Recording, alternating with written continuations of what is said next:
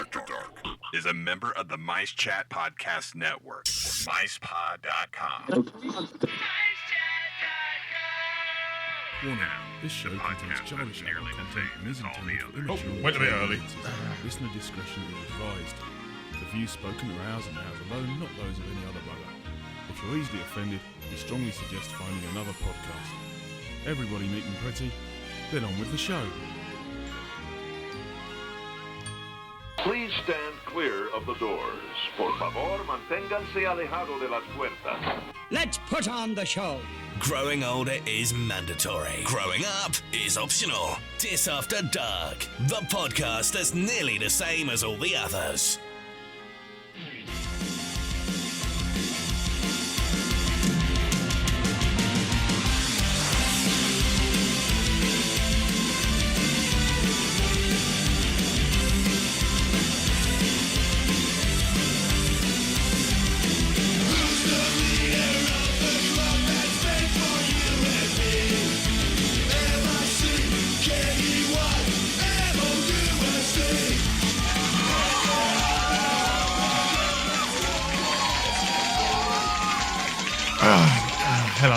Hello.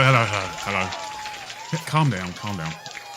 Hello, everyone. Welcome back to the Mouse's Head for episode 9 of Series 2, which makes it sound a lot more important than we are. I'm Paul. I'm Nick. And I'm Paul. And joining us in the bar of the Mouse's Head today, Eric Davis. Hello, Eric. Howdy, everyone. Would you like to... howdies here, I tell you. Hey, howdy ho. I don't know, or some kind of... yeah, whatever. Dear, oh dear. Welcome back to the Mouse's Head, guys. How are you doing? All good, Pretty thank good. you. Yep. Excellent. Right. Yeah, that's us. Eric, where do we recognise your name from? Well, I am a writer on MiceChat. I write the Orlando Park Hopper column. So I have a weekly column about Universal. I write about Seaworld. And I'm sometimes on the unofficial Universal Orlando podcast. And I host the unofficial Seaworld podcast. And yeah, this isn't an unofficial Disney podcast. It doesn't make it an official Disney podcast. It just makes it an unofficial one. Yes. How do people get in contact with the show if they want to find out about us, guys? Well, they could visit our website at www.DisAfterDark.com, or they could email us at podcast@DisAfterDark.com. Or they could find us on Twitter at DisAfterDark, or on Facebook at facebook.com/DisAfterDark. And we're also on MiceChat.com. We are, and we occasionally pop up in the forums there. And Instagram, Pinterest, YouTube, you name it, we're there. And that said, gentlemen, would you like a beer? Yes. Thought you'd never ask. I'm mixing it up a bit. New year and all that. Yes, fantastic. What are you drinking, sirs? I've got a bottle of Maple Moon. And the only connection I could come up with there is Maple, Canada, Epcot. Cheers. Nice, fine, yeah, that'll do. Well, it's funny that my tenuous link, because my local Asda, the UK Walmart, has been selling Bud Light of Lime, which I think I mentioned before. Several times. And they're discontinuing it. So they're not going to sponsor the show. And I bought 2 crates because they were on offer at £4 for 12 bottles. When I took delivery of them, I know why. It's because they expire by the end of January. So I'm going to be drinking 24 beers before the end of this month. And I'm 2 down already today. And this right now is, there you go, the 3rd. Cheers. Lucky man. Well, the closest tenuous link I've gone to mine is, given that we are 3 adults who talk about Disney, and what most people that don't talk about Disney think of us, I've gone for Theakston's Old Peculiar. It's the closest I could. Good link. Good segue. Eric. You know if it goes out of date, your beer, Nick. Yes. Does that tend to ferment then? Does the alcohol content go up when it goes out of date? Oh. Well, See? I could find out for you. Yeah. Feel free. Experiment. Yeah, why not? Yeah, call it scientific. Eric, what would you like, sir? A blue moon with an orange, and because the blue moon is maybe on the dark side of the moon, which is like Transformers. Okay. There we go. Hey. It's as close as we need to get. That's our first alcohol-related universal connection? No. Oh no, I've had I've had a bottle of Mythos before now. Oh yeah, The Greek lager with Mythos, yeah. Ooh, that is a good one too. That was quite a find, and yeah. So okay, fantastic. Right, that's that bit. What do I do now? Oh, I press the news button, don't I? Drop that. Right, I press this one because I'm ready completely. A view of the news with DisAfterDark.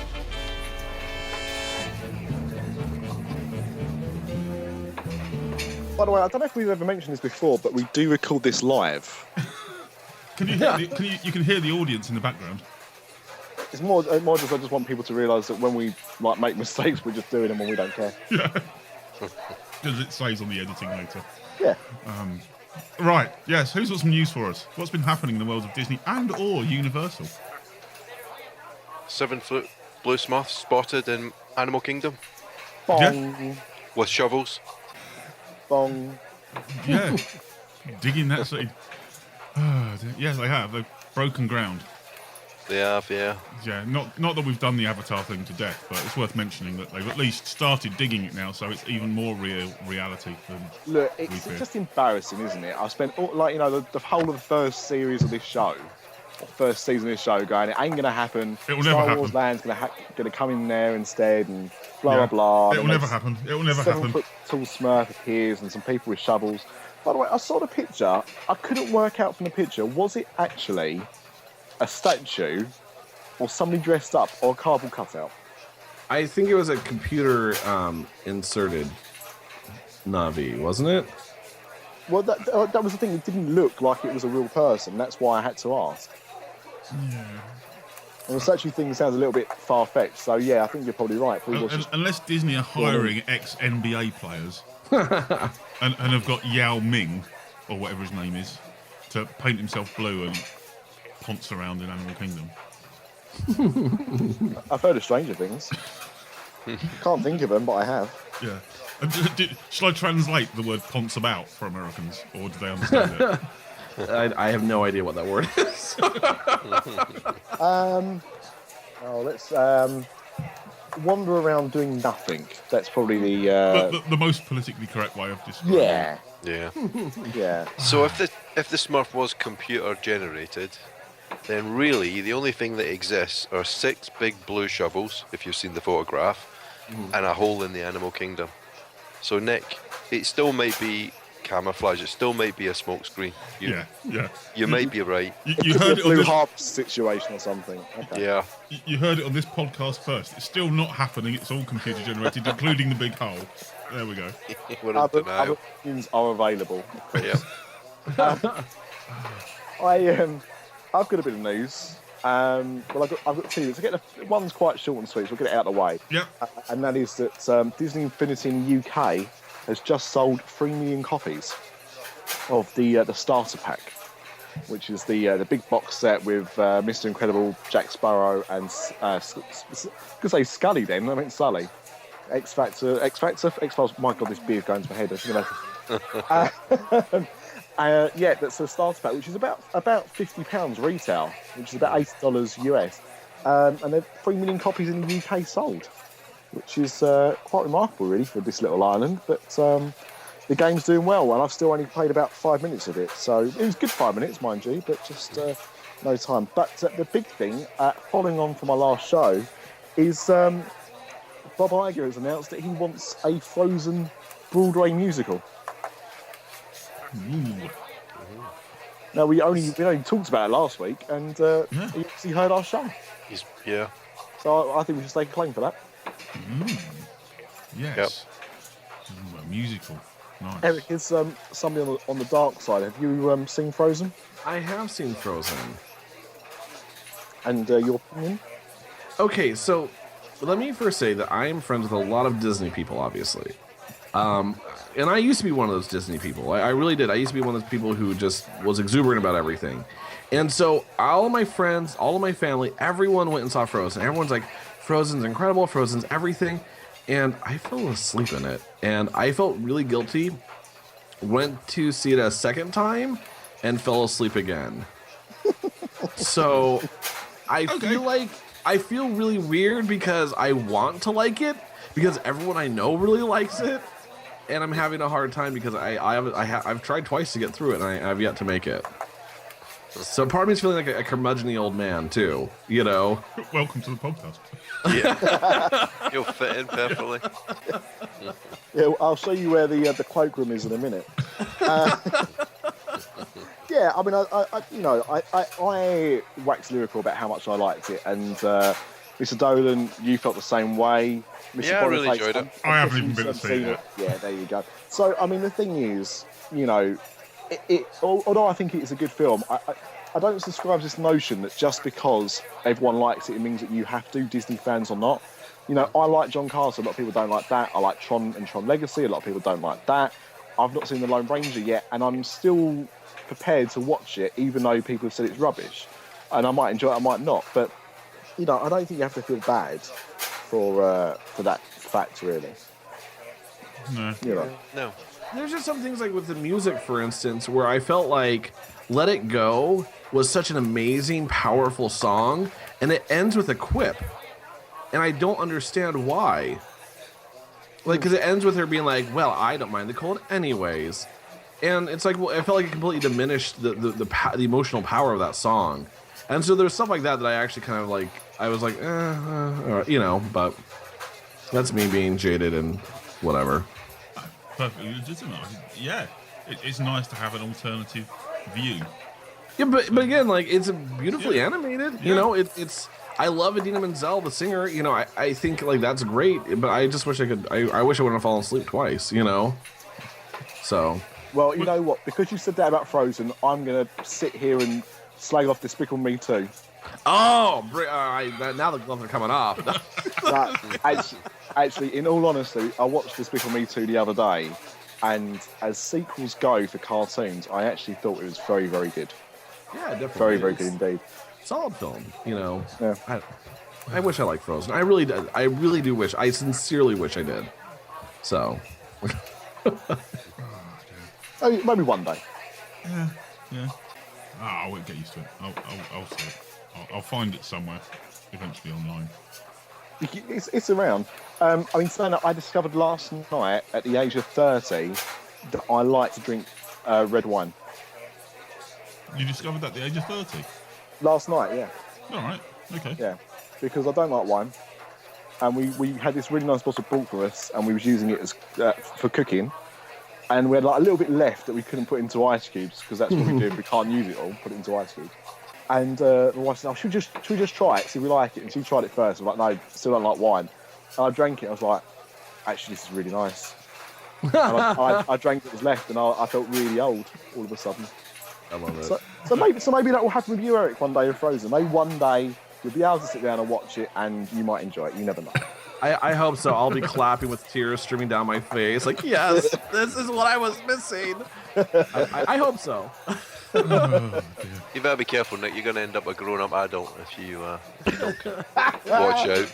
Yeah, I know. It's disgraceful. I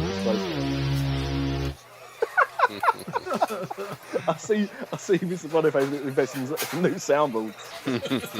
Good man. Dear. I've got to interrupt that to some more news, possibly. Hollywood Studios is now gone as of this week. So by the time anyone's actually listening to this podcast, assuming they do, switch from the old-fashioned paper FastPass to FastPass Plus. I wonder what you were saying. I think you was like Hollywood Studios has gone. It's gone. Like, what? It's gone completely. It has. It disappeared. On a trip up from Vegas, David Copperfield made it disappear. Oh, that swine. No, they're moving, switching from the old-fashioned FastPass to this funky new FastPass Plus. Yeah. I just wonder where they're going to go in a couple of years. Is it going to be Turbo FastPass or FastPass Plus for the computer engineers out there, or something equally? Where'd you go? FastPass Electric Boogaloo. Yeah. FastPass Die Harder. FastPass Nitro. It's going to go like iPad, isn't it? The iPad 2, iPad 3. FastPass Air. iPad. Just iPad.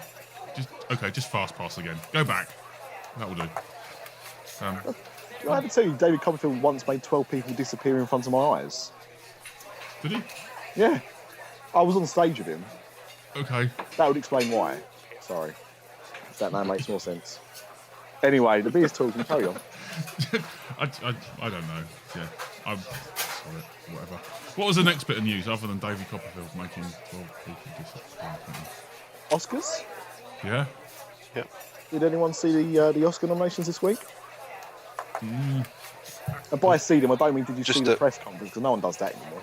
No, I'm supposed to answer, yes, of course I did to that, but considering that we'll go, well, all right, let's not bother with the news then, I'm going to go, no, I didn't. Fair enough. Mr. Tell us about them. I heard some of it, not all of it. Fair enough. Just picked up a little bit on the radio. Okay, fair enough. Well, Disney got nominated for 7 Academy Awards. So, animated feature for Frozen, which I think we got. Nothing from Monsters University. No. Which, I mean, to be fair, having seen Frozen, having seen Despicable Me 2, having seen that, you know, The Cruise is supposed to be really good as well. I haven't seen that yet, but, you know, I can see why it just wasn't up to speed as far as I was concerned. Is this the first Pixar film to not get nominated? Do you know? No, because Cars 2 definitely didn't get nominated, and I'm not I think Brave did, actually. Yeah, Brave did, but Cars 2 didn't. I can't imagine. Or at I least can't it imagine. didn't win. Yeah, it was Planes. I can't imagine Planes did. Yeah. Well, no one was surprised that Planes didn't. I think it might have been up for a Golden Raspberry. I'm not sure. I haven't checked those, actually. Maybe I should have done. Original song for Eric's favourite Let It Go. Doesn't say whether or not the quip is included in that, but there you go. Short film for Get a Horse. Now, that's a dead search, surely. Hang on, was sorry. brilliant. Was that for, Get a Horse? Or is there a short film called Forget a Horse? No, the short is called Get a Horse. See, if you'd seen Frozen, you'd know about this. I don't. Insane, man. No, short film animated for Get a Horse, which is the short film that preceded Frozen, which I like to not talk very much about because it spoils it, but it's a very good little short. Visual effects for Iron Man 3 and The Lone Ranger. Makeup and hairstyling for The Lone Ranger, which, seriously, they've nominated someone for sticking a dead crow on Johnny Depp's head. And original score for Saving Mr. Banks. Now, the big surprise for a lot of people is the fact that there was no mention there of Best Actor or Best Actress nominations for either Tom Hanks or Emma Thompson for Save Mr. Banks. Yeah. And by original score, do they actually mean the score in the background of the music of the film? Yes. Or do they actually mean the songs that the Sherman Brothers were writing? Because then it's not particularly... No, it's credited to Thomas Newman, so that'll be the original music. That'll be the background bed. Yeah, exactly. So, I mean, to be honest, I was surprised that Tom Hanks wasn't nominated. I didn't think he'd get it for that film, to be fair. I thought he'd get it for Captain Phillips, which isn't a Disney film, so we'll stop talking about it. But it was the fact that, you know, everyone was talking before it came out as this being, you know, the film to beat this year. You know, Oscars were going to be a certainty for it, for direction, for acting. And yeah, it's just got the single one for original score, which is quite a shame. Yeah, it is. So what do people make of that? Yes. Well, Excellent. Good opinion. Well, I thought Saving Mr. Banks would have done better, but then there were a few other films that came in, like 12 Years a Slave and things like that at the end of the year that I think, you know, knocked it out of the running a little bit. I don't think it's done very well either. So Mr. Banks, I think it did quite well over here, but from what I've seen in the charts, it didn't actually do that well in release in America.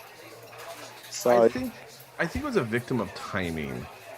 I think a movie that plays to like that kind of emotional nostalgia has to be timed right, and I think they missed that timing, you know. And especially with them also putting a lot of advertising money and marketing money behind Frozen at the exact same time, you know, I think that it just wasn't given its fair shake. Yeah. You know, and I think it's a film that you either really love or it doesn't connect with you, you know. But I think it's a great film, you know. But I think it's a victim of timing, though. I think you could be right. I think the problem is as well, especially from the marketing that I saw over here, which actually in the UK was pretty non-existent. It seemed to be that they weren't really sure who the audience was. Yes. Because they almost marketed towards a kids market as well as adults, and yet it's not a film I'd want to take kids to see. Yeah. I just think it's a bit boring for what they'd want. If you're interested in Mary Poppins, you'd watch Mary Poppins. You don't care about how the film was made. Well, and I think when it comes to movies like this, that I think it's very clear that they're not sure how to sell it when they give away the emotional turn at the end of the film, in the trailer, to try to convince you to see it. And so I think it's one of those films where they should have really played more on the Mary Poppins nostalgia aspect of this is a film you loved as a child, now learn how it was made, instead of trying to convince us that the emotional journey of the film was reason enough to go and see it. So maybe you're right. Maybe if I marketing. Yeah. Yeah, if I was in charge of marketing Disney, put me in charge. I would have fixed it.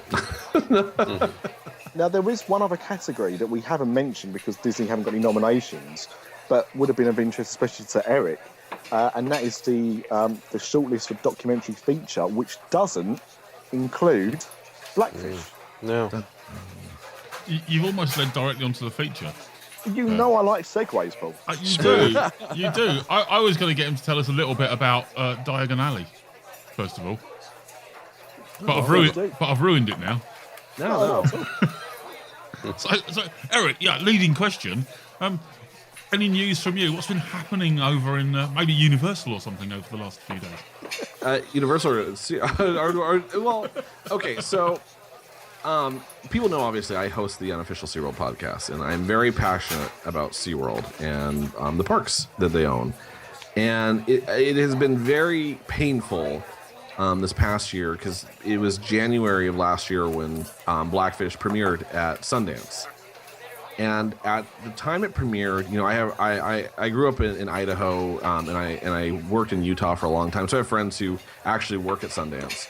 And when I heard from them about the movie and people had seen the movie, I was very concerned, obviously, but I was kind of hopeful it wouldn't really go anywhere. And then when CNN picked it up for the first film as part of its news studio, I wasn't sure where this film was still going to go. And so when it was released in August theatrically, those people who followed the unofficial Seaworld podcast for this past year will know that we actually did a whole episode of Blackfish. We were the first people to actually come out against Blackfish. And, you know, we did an episode about it, and we kind of just buried it and said, you know, kind of dusted our hands off, you know, good enough, you know, we're kind of done with this. You know, and what we really weren't prepared for with this documentary was the fact of how aggressively CNN was going to try to market this film as a piece of journalism. And so it's been interesting watching Blackfish, you know, go onto cable TV, you know, CNN here, BBC, whatever number over there that it ended up on. And then watching it kind of also get onto Netflix and really kind of spread a little bit like wildfire because it's a sensational story, and it's a sensational film.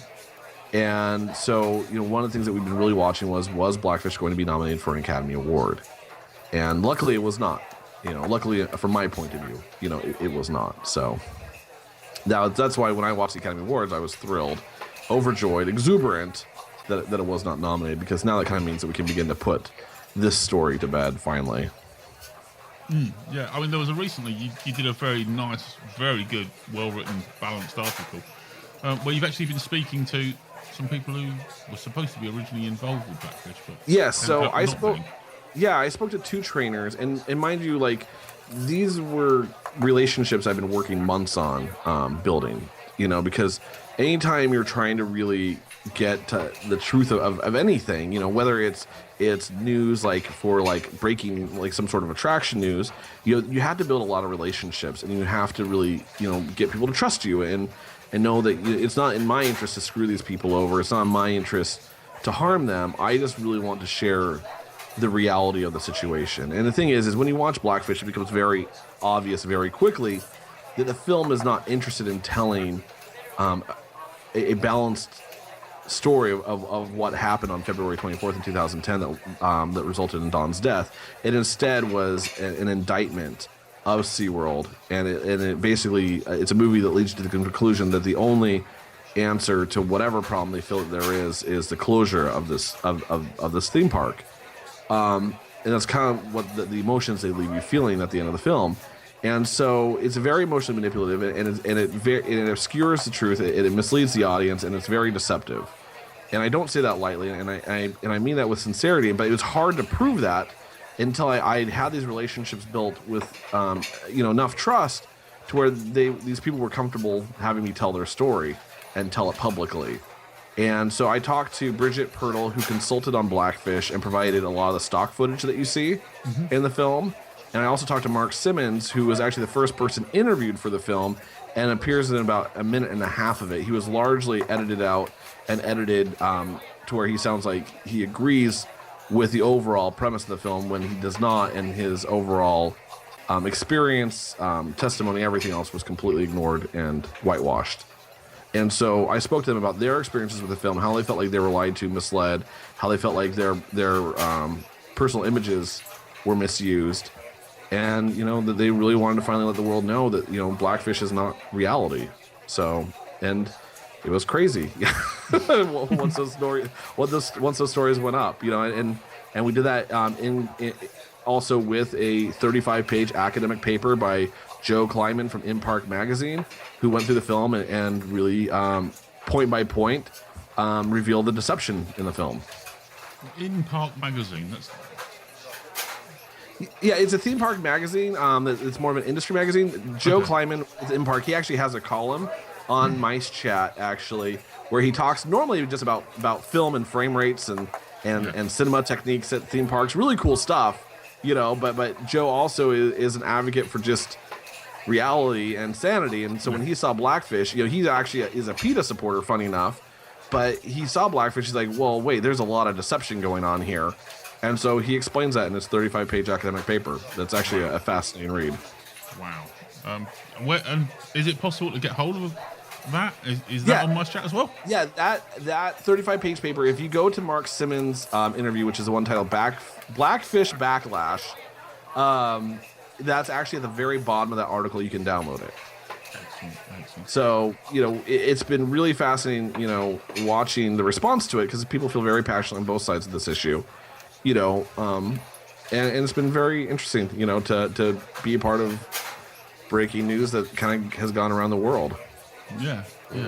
Have you found that you've been on the receiving end of your own backlash for? Yes. Almost supporting. Very much so. I get a lot of hate mail. I get a lot of hate tweets. I get a lot of hate everything. I got some actually really hilarious hate voicemails recently that were kind of funny. I think we're going to add a segment on the Unofficial Universal Podcast where we edit those hate voicemail messages into SeaWorld praise messages. Or we might call it crazy, we might call it something like getting blackfished, where we edit them to be like, you want to know what? SeaWorld Podcast, I like SeaWorld. It is the best. You guys really don't suck, something like that. Yeah. You do realize if we get anything like that, it's gonna happen. So I figured that might be a fun way to deal with some of the intense anger that people have. I'm going to auto-tune you and put you to some sort of hardcore dance music. Please do. So. I was like, because it's that aspect of it. There are supporters on both sides who will go to whatever ends they are to make their voice heard. So, no, and like I said, I respect people who have a difference of opinion, but it's this fanatical extremist element that's unhealthy for any debate. I think it's always great to be able to question and discuss, animals that we have that are in our care, at zoos, aquariums, any facility, Animal Kingdom, Busch Gardens, anywhere. If we have animals in our care and in our charge, I think it's always a great question to be like, is their care the best? Can it be better? What can we do to improve the quality of lives of animals that are in our charge? And I think that's a great discussion to have, and I think that's an appropriate discussion to have. But this burn it to the ground kind of discussion, and you know, like it's one way or another, you know, I think is unhealthy, and I don't think anything productive happens from dialogue like that. So how long have you been going to SeaWorld? I've been going to SeaWorld since I was 8 years old, which was 1989. It was my first visit to SeaWorld, San Diego. And, you know, I remember, like, sitting in the front row at Shamu Stadium, you know, and, you know, getting splashed by, you know, Shamu. You know, you call every whale Shamu at that age. Yeah. You know, later finding out, you know, it was actually Corky, you know, who splashed me. Hang on, what? Well, okay, Shamu is a stage name.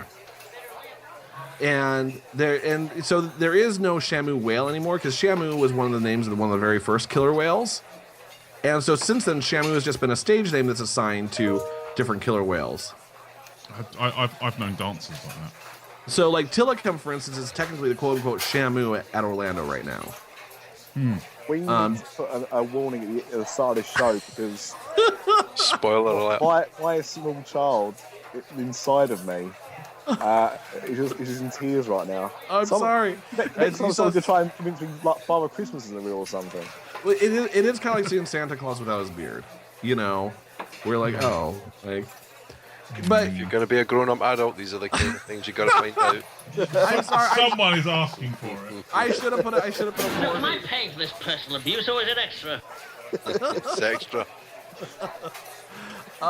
You know, and so, you know, but for me, like, SeaWorld has inspired a life where, you know, I've been participants in beach cleanups, animal rescues, wetland restoration. You know, I donate to a lot of different causes, you know, and so I do a lot of volunteering in that fact, but it all comes down to the fact that I was inspired by my visit to SeaWorld as a 8-year-old child, you know, that these animals need our help and are deserving of our empathy and our sympathy, you know. And so for me, I feel like it's been very real, you know, the action that was inspired by SeaWorld. So, and that's why I want to help communicate with the SeaWorld podcast. Yeah. Could you give our listeners, rather than, you know, obviously we'll entice people over to your podcast as well. That's kind of why you're here. But could you, like, give our listeners one of the giveaways and one of the problems that you found with Blackfish that have kind of been poo-pooed, so to speak? So going to like the blatant factual inaccuracies, the film actually starts with one. When there is a call, you hear 2 911 calls at the beginning of the film. One is the initial call from a SeaWorld employee asking for emergency response. And the second one is by a firefighter who was calling for Orlando Sheriff's Department to come down and actually take a statement. And he says a whale ate one of the trainers. That's not true. You know, Tilikum did not eat Dawn. Mm-hmm. That was used for sensationalism because they don't correct that statement in the film. They let that information stand without any sort of annotation or correction. And so it's stuff like that throughout the entire film. You know, because later on they mention Tilikum swallowing Dawn's arm, which did not happen. You know, and there's tons of times they let information like that stand without correcting it. Fair enough. That's the teaser. You know, and so I would read the articles. I would read Mark Simmons. Mark Simmons' interview I will recommend the most because Mark Simmons went to Canada. Mark Simmons brought Tilikum to Orlando. Mark Simmons worked with Tilikum from 91 to 96. His wife, who's also a killer whale trainer, worked with Tilikum from 91 to 2005. And so between him and his wife, no one knows this whale better than those two. Yeah. And he trained Dawn too. You know, his wife and Dawn were best friends. And so to him, this is an incredibly personal, incredibly intimate story that he feels has been sensationalized and used for profit. And so I highly recommend reading his story. Like, I interviewed him for 3 hours, 3.5 hours, almost 4 hours in a Starbucks here in Orlando. And he was telling me stories, and I was like crying in the Starbucks as he's telling me the stuff. And, you know, you can't help but feel for this man who agreed to do a project that he thought was a sincere exploration of this animal and what happened to Dawn, and ended up being an exploitative expose. Yeah. So, do you know what Dawn's family make of Well, I will say this, that Dawn's family was at SeaWorld last weekend with Jack Hanna celebrating Dawn's life. That kind of speaks volumes. Yeah, it does. They're not, like in Blackfish, there is a shot where Dawn's sister's being interviewed about Dawn's life. It's at like this 5K. But what they don't tell you is that they didn't tell Dawn's sister who they were. They didn't let her know that they're part of this documentary. They didn't do anything. Like Gabriella went up to her and said, "Oh, hey, I'm just a mom, and I just want to know more about Dawn's life. So tell me something about Dawn." And so she made it look like the family was supporting the film when in no way, shape, or form did they consent, or provide any sort of help to make the film. Yeah, the fact is that when Dawn's family asked to screen the film in advance before it premiered, Gabriella, the director, said, "No, I won't let you do that." And then when they asked Gabriella if they'll like the film, Gabriella responded to the family, "No, you won't like it." It kind of dumbfounds me. I mean, we've all seen this documentary now, and we've talked about it previously on the show, based on what we'd seen, obviously, of the film, and also the feedback that come back at that time. Now, by the time it aired here, there was still no official statement and everything like that. What your articles have done is really shown that there is another side to the story, which I suppose really you should think about that anyway, but it was done in such a convincing way, and it was so one-sided that you almost felt, well, there can't be definitely a justification for it, and it's really shocking that you've been able to produce what you have, really. And the crazy thing is that I am no one special. I am not a full-time journalist. And all of this information was out there for any journalist to really uncover. And to me, it's been a very disenchanting feeling with a lot of the news media that I've dealt with. Because anyone could have uncovered this story. And no one bothered. Yeah.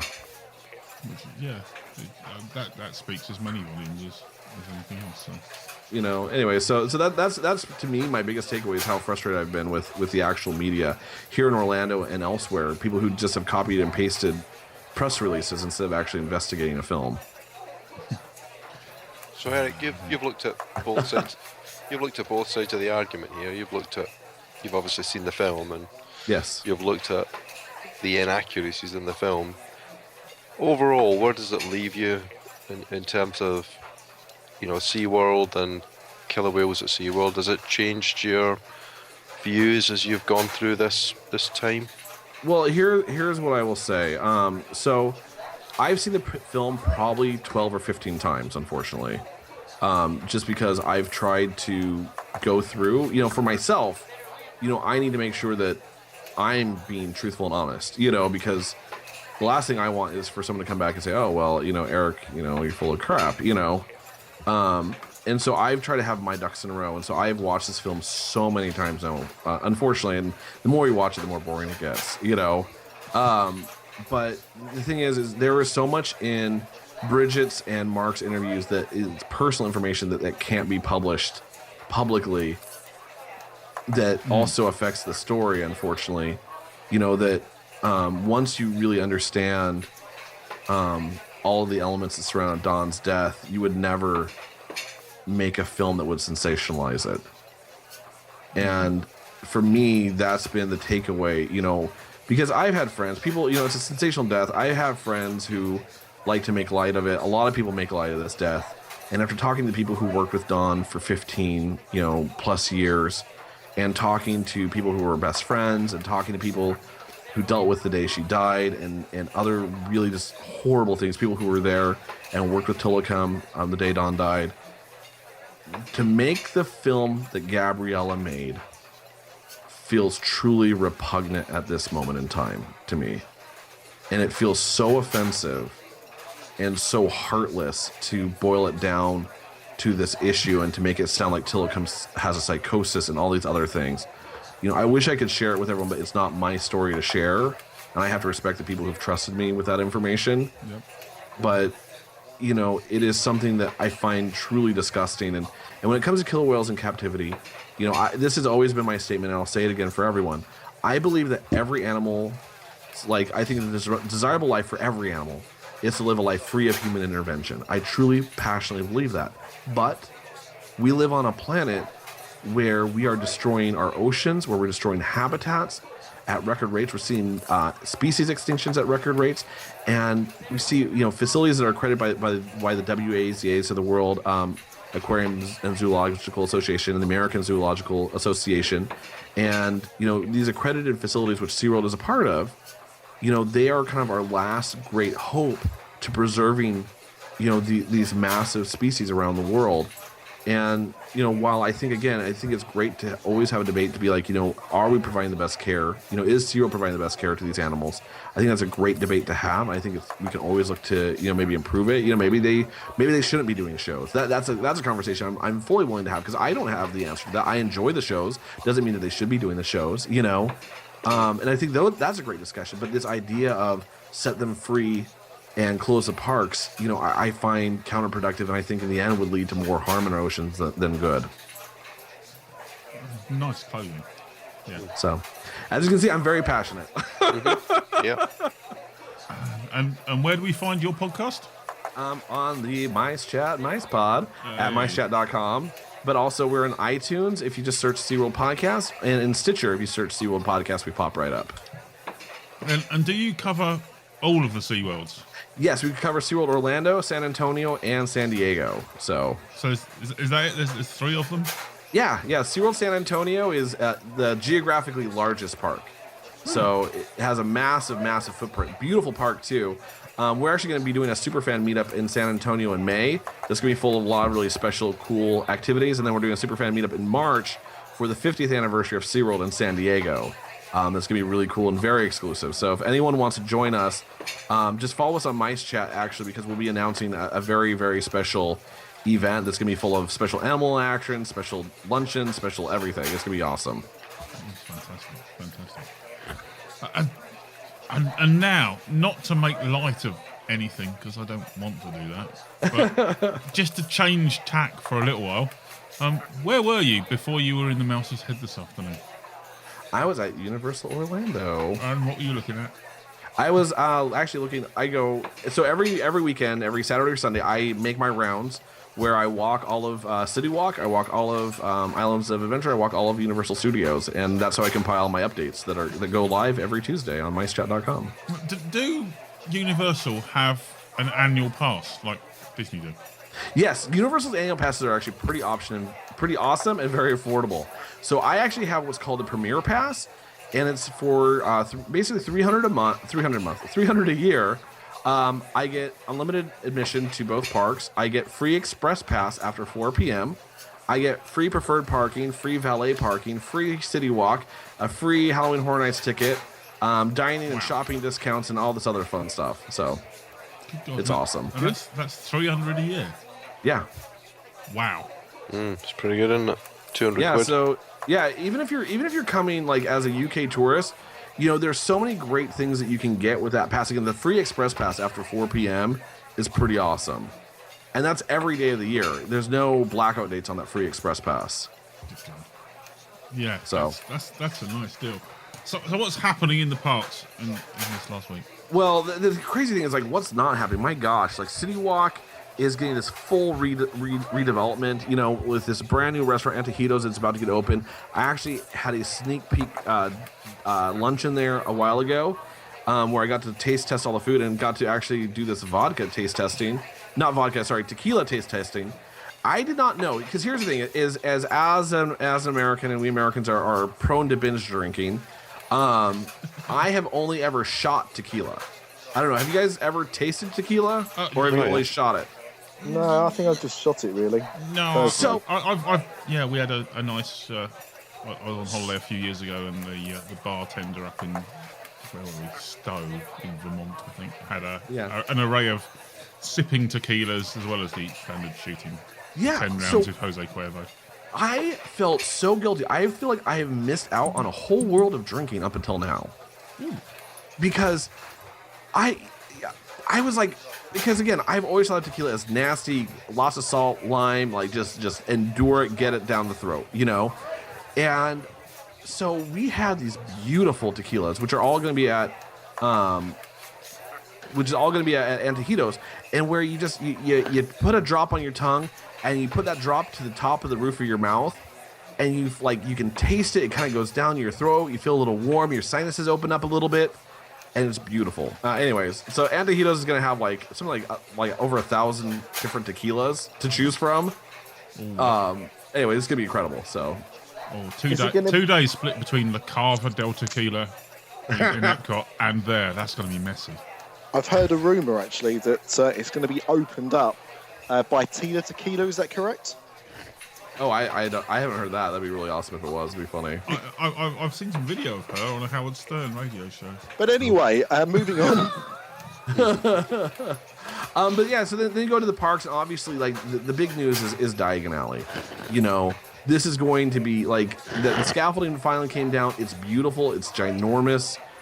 It's like nothing we've seen before. Again, like, Hogsmeade is stunning and beautiful, and to me, Hogsmeade changed me. When I first visited Hogsmeade, that's kind of when, sadly, my Disney fandom kind of just left my body. And I'm feeling that way all over again watching Diagon Alley happen. Of just like, God, this is a beautiful park, and I cannot wait to explore this place. Yeah. Do we still know? I mean, obviously we've got the stories of the rides that are going to be there, and the train and everything. So Hogwarts Express. Yeah, the Hogwarts Express that's going to connect both parks. You know, we're still waiting on an official word on how ticketing works with that. They haven't made any official announcement. I asked Mark Woodbury directly about that, and he would not answer that question. So, but we will find out soon that the celebration of Harry Potter is coming up this weekend, where there's going to be some of the stars from the film. The Phelps brothers are going to be there. Yep. And they're going to do a wand masterclass. But I will be covering that for MiceChat. And what we will hopefully get out of that is all of the details for Diagon Alley and Phase 2 of the Wizarding World of Harry Potter. So stay tuned for this next weekend, because we're going to have some awesome stuff. Brilliant. Yeah. Yes, we shall do that, and that gives us some news for the next show. Yay! Hey. Oh dear. Right. Well, actually, in the background of the pub, you might be able to hear him now warming up his vocal cords. The pub singer. He was going to save this one for another day, for another show, but I think he's going to do it now. Eventually, when he starts, when he's warming up. Come on. Do we mention his show's live, by the way? We do, yeah. He's not ready yet. He's not ready. He's nearly there. He's got stage fright. Yeah. He's got his sequins caught on the speaker table or something. Come on, sing up. Oh, he started then, you see. I wasn't ready for it. I know. I wasn't ready for it. So I'll name that tune in 5. Go on then. That'll do. Start with that one. Right, sing up this time. Ready? I'm ready. Come on. Give it to me, baby.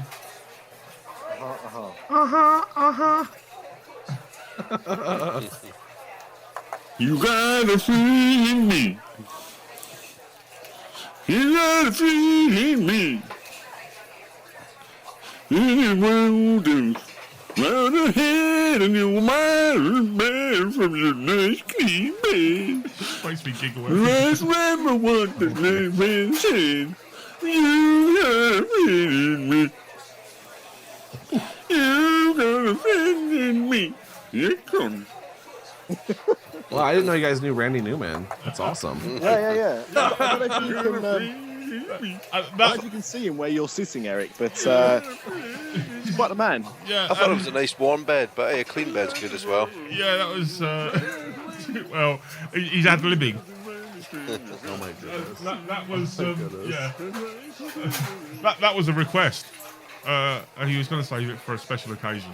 But, I wonder if that was. You know who requested it. You know who it's for. Oh, okay. just checking. Hopefully they enjoyed it. Yeah. Thank you for that. Oh, Nick, did you have anything you needed to get off your chest? Well, not really. No, I mean, there's not really been too much bothering me, but there was something that I thought we might discuss actually. So do you want your music or not? Nah, let's not okay. Music. All right. Because it might not turn that way actually. Oh, okay. So, this is written by an old guest of the show. Yeah. Long time guest of the show. A guy called Derek Bergen, who I think we're all very much aware of, and enemy and friend at the same time. A frenemy, but he's a good guy really. And he actually did a list this week. He published an article about 6 Disney obsessions that we just don't understand. And this is obviously written from his perspective. And I looked at this article and I thought, yeah, I can understand a few of these. I thought maybe if we go through the 6 things that he doesn't get, we can go through them and just get our own opinions on what we think about these things. Fire away. So the first one was what he called the turkey leg phenomenon. Yeah. Now, it wasn't just the fact, people apparently like turkey legs at the parks. It's the fact that there's all this merchandise now, including, I didn't realise this, an air freshener. Okay. Yeah, it smells of turkey legs, so that's good. So I prefer citrus type smells myself. Yeah. I mean, beer would be fine. I could probably tolerate bacon, but turkey legs... Would you have a beer smelling air freshener in your car? Excuse me, sir, do you know why I've pulled you over? What is that smell? Excuse me, sir, how many turkey legs have you had today? See? Oh, they can probably tell by the size of you. Yeah. Look, I'm sure people have cannabis ones. I'm sure it wouldn't. Other drugs are available. Yeah, but please don't sponsor the show. Well, no, they can bring good money. But I mean, I've said before, I don't get the turkey leg thing. Full stop. I just think they don't taste very nice. They look good, don't taste nice. So I don't really understand the phenomenon either. Your opinions? I don't get the phenomenon either. I feel like a barbarian when yes, I have... the only time you could possibly eat one is whilst wearing a horned helmet, a long blonde wig, and calling yourself Thor. Yes, no, I completely agree with you. I find it to be an ugly American thing. I will say that. Yeah, it's not shouldn't be Frontierland. It should be somewhere completely different, and we should be allowed to shout "Oi wench" whilst eating them. Or at Walmart, I'm sure that's been done. So when I shout "Oi wench" at Lindsay normally, that's not on. As long as you're the one holding the turkey leg. If she's holding the turkey leg and you shout "Oi wench" at her, you are asking for trouble. If neither of us are holding turkey legs, because I'm just talking day to day. And you shout "Oi wench" at her, and you're not at some bizarre role-playing event. No. Or Renaissance fair. Again, I have a feeling you may be in trouble. Right. Well, I seem to escape that one for now. Yeah. That's good. Okay. That's what I'd like to see. 2 blokes shouting at each other in Frontierland. And it's like a quick draw thing, except they chuck their turkey legs at each other. Ninja throwing turkey legs. Not hopeful for that one. All right. What was no? I don't get it. I'm with Derek on that one. Yeah. Number 5 was Disney's Contemporary Resort. Okay. Now this was more to do with the price of the rooms there, compared to some of the same tiered hotels, such as the Floridian or the Polynesian. All right. And also complain about the amount of traffic and noise that you get there compared to those ones as well. Yeah.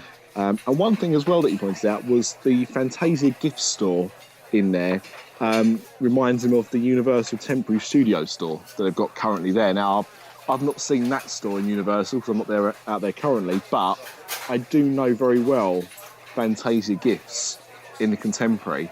And I've got to say, it does feel like an airport shop selling Disney goods in a hotel. Again, I'm definitely very weird. Yeah, I'm going to fall on Derek's side there, because when looking through all the holiday brochures and thinking, if I had the lottery win, where would I stay? Oh, I don't know. I'd love to stay at the Grand Floridian. I'd love to stay at the...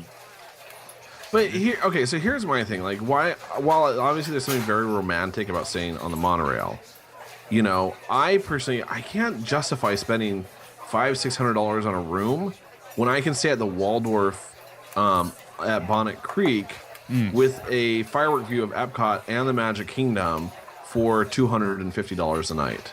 Hang on a second. Hang on. The Muppets have their own hotel? Yes. No, the Waldorf Astoria. There. Yeah. They do a nice salad. Yeah. Caesar, of course. I'm not going to. I'll leave someone else to do the Waldorf salad bit. And I'll send you the YouTube link to classic episodes of Fawlty Towers. Yeah. I mean, I like California Grill at the Contemporary. Yeah. And I do like looking around it, and I do like travelling through it on the monorail, but I think of those kind of hotels, it's one I'd probably least like to stay at. Myself, the Grand Floridian is just a stunning looking hotel. Yeah. Well, I've got to be honest, I didn't realise that the Disneyland Hotel in Paris is almost identical. Well, it's not almost identical, but there's very similar themes going through them. I was quite surprised, actually. Yeah, the Contemporary, I think, it was built in, 60-something or other? Well, 71 was when it opened. Was it? Yeah. And maybe it was Contemporary in the 70s. But, I think it was pretty space age, and then you got the monorail running right through it. Yeah, I wouldn't overly call 40 years later Contemporary. No. What do you want to call it? The monstrous concrete car bunker on the face of the backside of humanity. Is that near backside of water by any chance? Yes. Okay, so I think we've aired on that side as well. Well, other opinions are available, but if you want them, you can let me know and I'll give them back to you. I'll tell you where to find them. Yeah. The next one, and this is where we start to cross paths, because this one is the Jack and Sally meet and greet. All right. Now, this was obviously a staple in Disneyland Paris and appeared to just be Disneyland Paris or Tokyo only until just very recently. I didn't realise, actually, they were in Downtown Disney last year, 2012, and they got upgraded to Mickey's Not So Scary Halloween Party due to demand this year. But I'm a big fan of Nightmare Before Christmas. I was when it got released originally, so before it started becoming part of the cool kids goth kind of culture that Hot Topic and other such stores promoted. And so I was quite pleased to actually go and have pictures taken with those. His argument is he sees them as Tim Burton characters and not really Disney. But it's a Disney film, so I think it's perfectly valid. I love Nightmare Before Christmas, and I think those characters are an important part of Disney heritage. So I think so. You know, at a time when Disney wasn't at its most popular, that was one thing that seemed to be quite popular outside of the parks. Well, it also bridges an age group too. You know, yeah. I think it's not like all princessy young girl, and it's not you know I guess Jack Sparrow. You know, but I don't know. I think they're great characters, and I love them. And the soundtrack's got Amy Lee on it, and she's great. Sorry, carry on. But again, it's something new in that. I mean, you know, it's limited. It's only for a limited time, and it's a new meet and greet. So that's why they're so popular, isn't it? Yeah, I think that's the other thing as well. You know, I think all of that's valid. So yeah, I disagree with you there. Number 3 was Illuminations Reflections of Earth. Ooh, controversial. Now, he said it was more the point that, you know, it's just never really been updated. Which is true. And it goes on a bit too long. I wouldn't say never, because I've got VHS footage from the very first holiday we took where they had, like, lasers and classical music rather than the Reflections of Earth. That might have been something completely different, but it does seem to change, and you're never the same, you know, unless you constantly go, I've got this one favourite place on the lake that I always watch it from. Then the view changes. Yeah, absolutely, yeah. I mean, I've got to say, maybe for more sentimental reasons, but Wishes was a much more important fireworks experience for myself. But I know that more people prefer Illuminations, so I think sometimes controversy creates cash, and that's just one of those kind of examples. The weird thing is, we're going out August, September this year, and we're going out at the same time as some friends of ours who are staying in a villa just down the road, and it's their 4th time of going to Florida with different members of their family, and it's only this time that we said, so we're going to hang around for some fireworks. Oh, you mean there are fireworks? Say what? Yeah, so there are still people out there that have been to Florida more times than average, and still don't know there are fireworks. So yeah, I guess there is. I can see Nick's point. I can see Derek's point. That astounds me, though. I mean, read a map, for God's sake, people. Yeah, it tells you there. His number 2 was 1, which I think we know how this is going to go. By&nbsp. Yeah, I'm with him on that one. I don't get it. Yeah. Wait, which one? By&nbsp. Oh, I don't understand that. But see, that's it. I think that exactly is the point. Yeah. You either get it or you don't. That's it. I mean, I'm obviously very into By&nbsp, but I get why they're not for everyone. And to be honest, I wish they weren't for me. In all honesty, I'd like to know if there's a scientific correlation between people who like By&nbsp and people who like Marmite. Well, I do like Marmite. Yeah, I don't. So yeah. But I mean, saying that, I mean, it's the same. Disney have always been quite good at this, because look at pins. Yeah. You know, that's been very successful for a very long time. By&nbsp is only 5 years in. Very long 5 years, admittedly. But they seem to know what they're doing. And when they capture something that people fall into, I mean, you'll always get people that if it's Disney, they'll buy it. I'm a lot more selective when it comes to stuff like that. But By&nbsp is just something that, me and my wife both really fell into and enjoy collecting. We've made some good friends doing it, and that's all lovely. But I completely get why people don't get it, and why people come around to our house sometimes and see these things and go, oh, they're cool, what are they? And other people are like, why have you got those? I get it. It's not for everyone. So, I don't agree with his opinion, except for I understand it. We just don't see eye to eye. But, I can accept it. And his number 1 was Toy Story Midway Mania. So while it might not be a favorite attraction of mine, I understand why people love it. It's a fun game for like kids of all ages. Everyone can play it together. Moms and dads can play against their kids. I don't know. Like, can't really hate on it. I don't know. No, I don't know. What's his argument for it? Why doesn't he get it? What does he not get? The fact that everyone goes, that's it, headlong, Usain Bolt from the front gate to that particular ride, and Fast Pass is gone by 9:30. Well, see, the thing is, like, what he said is, it's a good ride, but it has the long waits of a great ride.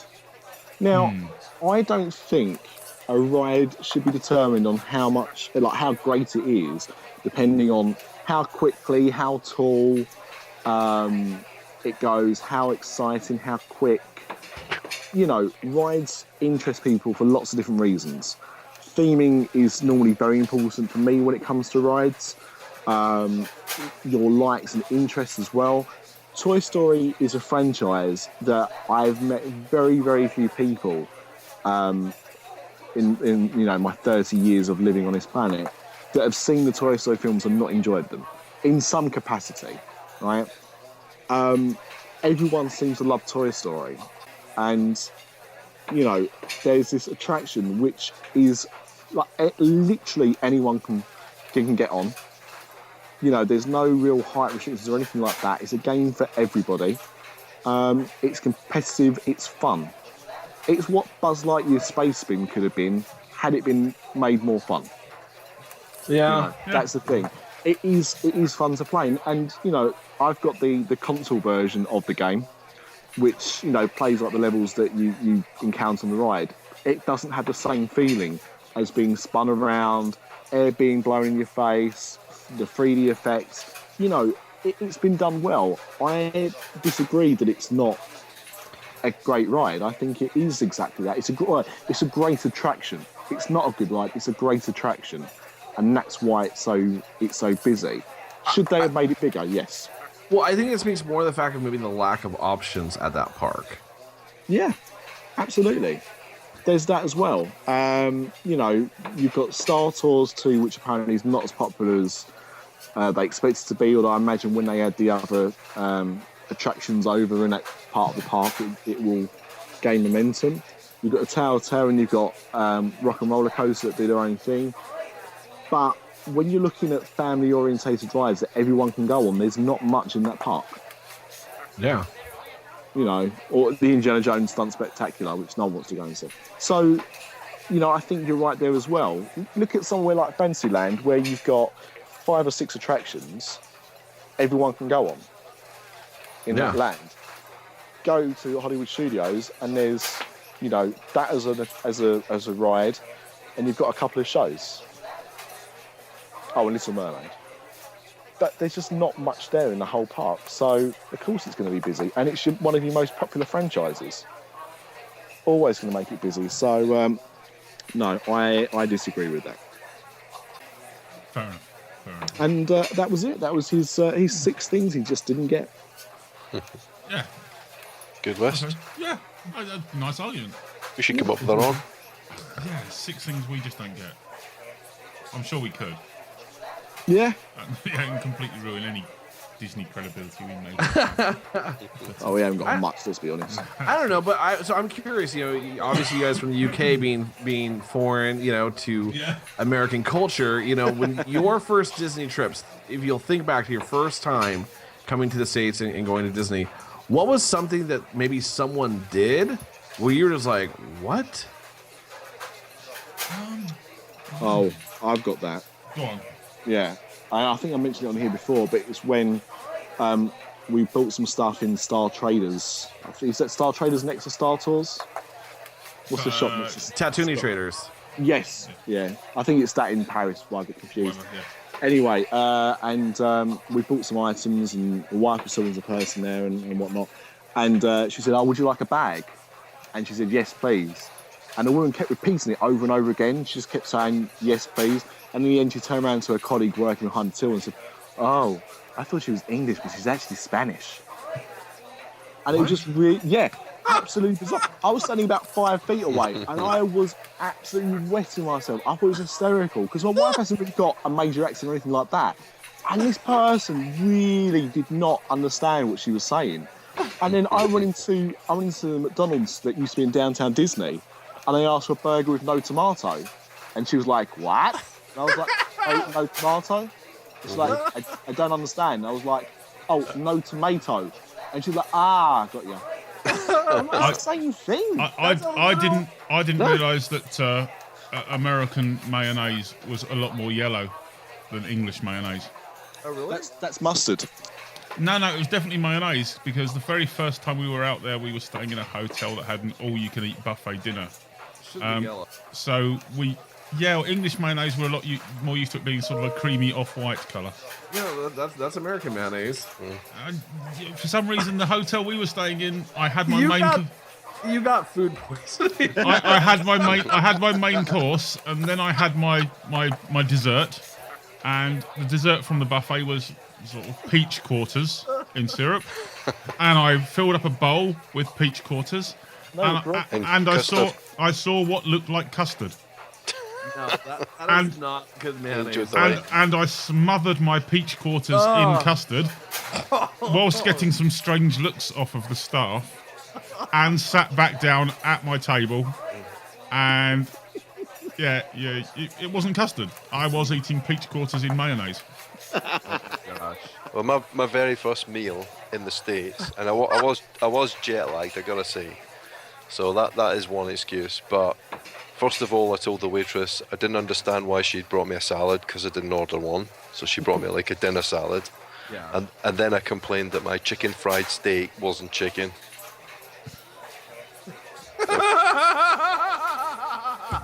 Yeah, we're great when it comes to your country, I have a feeling we have an entirely new segment for the show here. So if any of our listeners have Disney confessions that they'd like to to add, or holiday vacation confessions, let us know. Mm-hmm. And how can they do that? Carry on. I have one from when I was a cast member when I was on the Disney College program. So Animal Kingdom for a while had a slogan, and I thought this slogan was actually an African word, and I thought it was a greeting. Was it Natazu? Yes, it was Natazu. So I actually went around all the time to be like, "Welcome, Natazu to you." And then someone said, like, you do realize that they're saying it's not a zoo. I was like, I've literally said that to like 500 people. Not a zoo. Oh, not a zoo. But yeah, the question is how many people realised that and how many others actually thought, yes, it is a greeting, and went Natazu back. Oh, fantastic. Well, should anyone want to leave us their confessions and their stupid admittances, where can I do that? Well, they can, of course, visit our website, www.DisAfterDark.com, or email us at podcast@DisAfterDark.com. Or tweet us at DisAfterDark, or send us a message on Facebook at facebook.com/DisAfterDark, or they can find us on MiceChat.com. YouTube under DisAfterDark Podcast, all one word. Instagram under DisAfterDark. We put ourselves out and about. Eric, if people would want to contact you and insult you and send you nasty voicemails, where can I do that? Well, they're more than welcome to go to our Twitter page. It's at Seaworld Podcast. We're the most engaged there. We have a great dialogue going on, and so we welcome all forms of criticism, positive and negative. The funnier the better. Yes, please. Fantastic. In that case, thank you very much, gentlemen and listeners, for joining us. We shall see you in about 2 weeks' time. And we're not a zoo. We're not. Not a zoo to all of you. Thank you very much, ladies and gentlemen. Thanks, Eric. Growing older is mandatory. Growing up is optional. Dis After Dark, the podcast that's nearly the same as all the others.